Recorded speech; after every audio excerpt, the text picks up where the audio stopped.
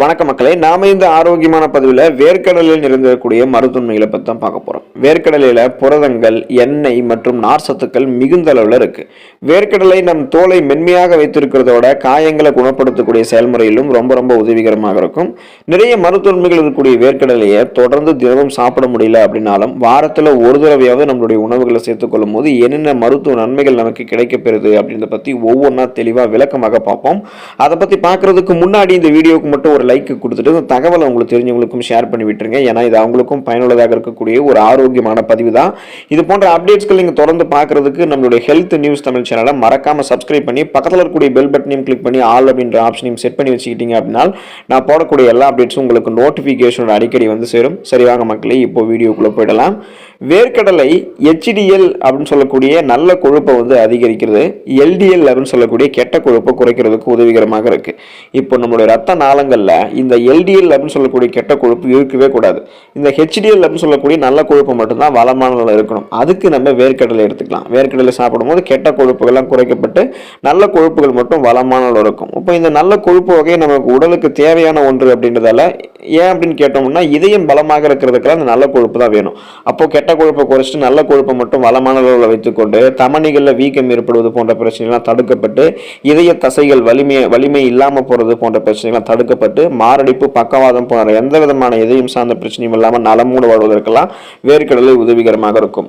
வேர்க்கடலையை நம்ம தொடர்ந்து சாப்பிடும்போது பித்த அமிலங்களினுடைய உற்பத்தியில் அது குறுக்கீடு செய்வதன் காரணமாக பித்தப்பை கற்கள் நமக்கு வந்து உருவாகாமல் தடுக்கிறதுக்கு வேர்க்கடலை தான் உதவிகரமாக இருக்கும். வேர்க்கடலை நம்ம சாப்பிட்டோம் அப்படின்னா அதில் இருக்கக்கூடிய உயிர் வேதி பொருட்கள் இப்படி வந்து பார்த்தோம் அப்படின்னா தேவையில்லாமல் நம்மளுடைய ரத்தத்தில் சுற்றி கொண்டிருக்கக்கூடிய அந்த பொருட்களை எல்லாம் கல்லீரலுக்குள்ள வந்து தள்ளிடும். அப்போ தேவையில்லாமல் நம்ம ரத்தத்தில் இருக்கக்கூடிய கழிவுகள் எல்லாத்தையுமே கல்லீரலில் அனுப்புறதுக்கு வேர்க்கடலை நம்ம சாப்பிடணும். அப்போதான் வந்து நம்மளுடைய ரத்தத்தில் தேவையில்லாத இருக்கக்கூடிய அந்த கழிவுகள் எல்லாமே வந்து கல்லீரலுக்குள்ள போயிடும். அப்புறம் அந்த கல்லீரலில் இருக்கக்கூடிய கழிவுகள் எல்லாத்தையுமே வேர்க்கடலை நமக்கு வந்து அகற்றி ஒரு கழிவாக நமக்கு வெளியேற்றிடும். நம்மளுடைய உடல் நச்சுக்களே இருக்காது. நம்மளுடைய உடல்ல நச்சுக்கள் இருந்தால் அதை வந்து நம்ம நீக்கிக்கிறதுக்கு வேர்க்கடலை எடுத்துக்கலாம். நச்சுக்கள் நீக்கப்படும் போது நமக்கு இருக்கக்கூடிய நோய்களையுமே நம்ம குணப்படுத்திக்கலாம். சீசனா புதுசாக அட்டாக் ஆகக்கூடிய பாக்டீரியா, வைரஸ் போன்ற தொற்று வியாதிகளும் வராமல் தடுத்து நலமோடு வாழலாம்.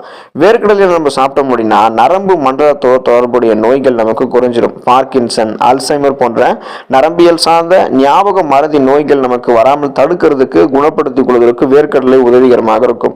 வேர்க்கடலில் இருக்கக்கூடிய உயிர் வேதி பொருட்கள் நரம்பு செல்களை நன்றாக போயிட்டு தூண்டிவிட ஆரம்பிக்கும். இதனால நன்றாக செயல்படுவதற்கு தூண்டி விட்டதால நரம்புகள் நமக்கு நன்றாக செயல்படும். நம்ம வந்து எதையுமே எளிதில் கற்றுக்கொள்ளக்கூடிய திறன், கூர்மையான புத்தி போன்றவற்றை பெற்று ஒரு ஃபாஸ்ட் லேர்னராக இருப்போம். நம்ம வந்து சுறுசுறுப்பாக நம்மளுடைய மூளை இயங்க ஆரம்பிக்கும். இதனால படிக்கக்கூடிய குழந்தைகள் ஆரம்பித்து இளைஞர்கள் தொடங்கி முதியவர்கள் வரைக்கும் அனைவருமே வேர்க்கடலையை போதுமான அளவுக்கு தங்களுடைய உணவுகளை அப்படியே சேர்த்துக்கொள்ளும் போது என்ன ஆகும் அப்படின்னா அவங்களுடைய சிந்திக்கக்கூடிய செயல்திறன் மேம்பட ஆரம்பிக்கும். ஒருமுகப்படுத்தக்கூடிய தன்மை அவங்களுக்கு இருக்கும். ஒரு ஃபாஸ்ட் லேர்னராக அவங்க இருப்பாங்க. குறிப்பாக வயசானவர்களாக வேர்க்கடலை சாப்பிடும் போது ஓரளவு மறதி அவங்களால தள்ளி போட முடியும்.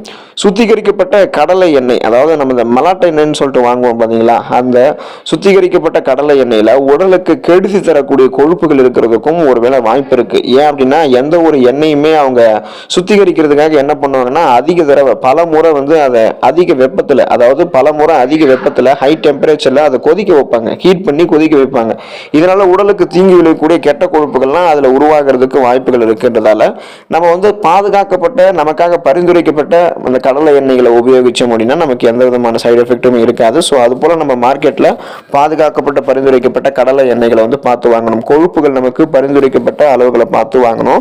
வேர்க்கடலை நம்ம வந்து பச்சையாக சாப்பிட்றோம் பார்த்தீங்களா, ஸோ அந்த மாதிரி வேர்க்கடலை நம்ம பச்சையாக சாப்பிட்றத விட வேர்க்கடலை நம்ம அவிச்சு சாப்பிட்றது நமக்கு ரொம்ப ரொம்ப ஆரோக்கியம். வேணும் அப்படின்னா நமக்கு வேர்க்கடலையை நம்ம வறுத்து கூட சாப்பிடலாம். ஆனால் நீங்கள் எண்ணெயில் போட்டு வறுத்து சாப்பிடக்கூடாது. ஒன்று நீங்கள் பச்சையாக சாப்பிடலாம், அதை விட ஆரோக்கியம் அவிச்சு சாப்பிட்றது. வேணும்னா நீங்கள் வறுத்து சாப்பிடலாம். அப்படியே மிதமான சூட்டில் வந்து நீங்கள் அதை வறுத்து சாப்பிடணுமே தவிர எண்ணெயில் போட்டுலாம் வறுத்து சாப்பிடக்கூடாது. அப்படி சாப்பிட்றது உங்களுக்கு கொலஸ்ட்ரால் பிரச்சனைகளை ஏற்படுத்தும். வேர்க்கடலினுடைய தோலை நீக்காமல் நம்ம சாப்பிடணும். ஒரு சில பேர்லாம் அதோடைய தோலை நீக்கிட்டு கூட சாப்பிடுவாங்க. அது மூலம் பண்ணக்கூடாது. வேர்க்கடலினுடைய தோலை நம்ம நீக்காமல் சாப்பிட்டோம் அப்படின்னா அந்த தோலில் இருக்கக்கூடிய நிறைய சத்துக்களும் நமக்கு வந்து கிடைக்க ஆரம்பிக்கும். அதுக்காக நம்ம வேர்க்கடலினுடைய தோலை மட்டுமே சாப்பிடணும் அப்படின்றது அர்த்தம் கிடையாது. தோலோடு நீங்கள் வேர்க்கடலை சாப்பிட்டீங்கன்னா நிறைய மருத்துவமைகள் இன்னும் உங்களுக்கு வந்து கிடைக்க ஆரம்பிக்கும். வேர்க்கடலை நீங்கள் சாப்பிடும் போது உங்களுக்கு ஒருவேளை கசப்பு சுவை தெரிஞ்சதுன்னு வச்சுங்களேன், அந்த வேர்க்கடலையை நீங்கள் சாப்பிடக்கூடாது. அப்படி நீங்கள் சாப்பிட்டுட்டே இருந்தீங்கன்னா அது உங்களுக்கு நிறைய பக்க விளைவுகளை ஏற்படுத்தும். இப்போ அந்த கசப்பேறி இருக்கக்கூடிய அந்த வேர்க்கடலையில் அஃப்ளோடாக்சின் என்ற வேதிப்பொருள் இருக்குது. இந்த வேதிப்பொருள் என்ன பண்ணும் அப்படின்னா அந்த அந்த வேர்க்கடலைக்கு கசப்பு சுவை கொடுக்கும். அதை நம்ம சாப்பிட்டோம் அப்படின்னா வயிற்றினுடைய ஜீரணத்தை அது பாதிக்கும். எனவே நீங்கள் வந்து கசப்பேறிய சுவை இருக்கக்கூடிய வேர்க்கடலை வந்து சாப்பிடக்கூடாது. ஃப்ரெஷ்ஷாக இருக்கக்கூடிய வேர்க்கடலை தான் சாப்பிடணும். அந்த மாதிரி வேர்க்கடலை சாப்பிடும்போது தான் உங்களுக்கு நிறைய மருத்துவன்மைகள் வந்து கிடைக்க ஆரம்பிக்கும். கசப்பேறிய வேர்க்கடலையே நீங்கள் வந்து சாப்பிடாதீங்க. அது உங்களுக்கு நிறைய தீமைகளை தான் கொடுக்கும். இந்த மாதிரி வேர்க்கடலையில் இருக்கக்கூடிய நன்மை தீமைகளை தெரிஞ்சதுக்கப்புறம் ஆரோக்கியமான பரிந்துரைக்கப்பட்ட அளவில் போதுமான அளவில் நீங்கள் வேர்க்கடலை சாப்பிட்டு அதில் இருக்கக்கூடிய நன்மைகளை மட்டுமே பெற்று நலமோடு வாழுங்க. அடுத்த ஆரோக்கியமான பதிவில் மறக்காமல் சந்திப்போம். நன்றி மக்களே.